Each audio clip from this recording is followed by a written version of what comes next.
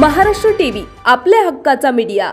मागणी अशी आहे, आमचे ओबीसीचे आधारस्तंभ माननीय छगनरावजी भुजबळ साहेब यांनी महाराष्ट्रातील महात्मा फुले समता परिषदेच्या कार्यकर्त्यांना व ओबीसी समाजाच्या कार्यकर्त्यांना सांगून महाराष्ट्रातील महायुती सरकारच्या पाठीमागे आपल्याला भक्कम राहायचं आहे असा आदेश दिला।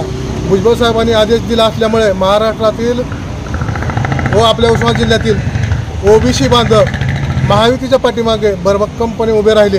त्यामुळेच भूमपरंडा, कळंब, तुळजापूर हे विधानसभेचे मतदारसंघ हे भारतीय जनता पार्टी आणि शिंदेगड शिवसेनेच्या ताब्यात गेले।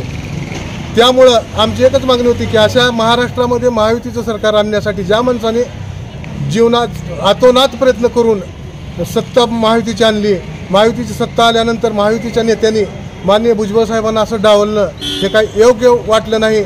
त्यामुळं महाराष्ट्रातील तमाम ओबीसी समाज, इतर मागासवर्गीय समाज तसंच भुजबळ साहेबांना मानणारा मराठा समाजसुद्धा भरपूर नाराज झालेला आहे की बाबा अशा तरुण होतकरू आणि ओबीसींचा आधारस्तंभ असलेल्या माणसाला मंत्रिमंडळातनं डावलणं हे काय ओबीसी समाजाला व इतर मागासवर्गीय समाजाला योग्य वाटलेलं नाही। नसल्यामुळं आम्ही आज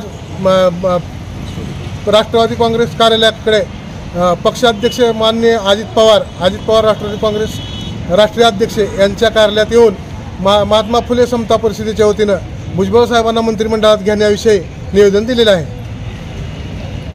आपल्या भागातून ताज्या पाहण्यासाठी आजच महाराष्ट्र टीव्ही चॅनलला सबस्क्राइब करा आणि बेल आयकॉन प्रेस करा।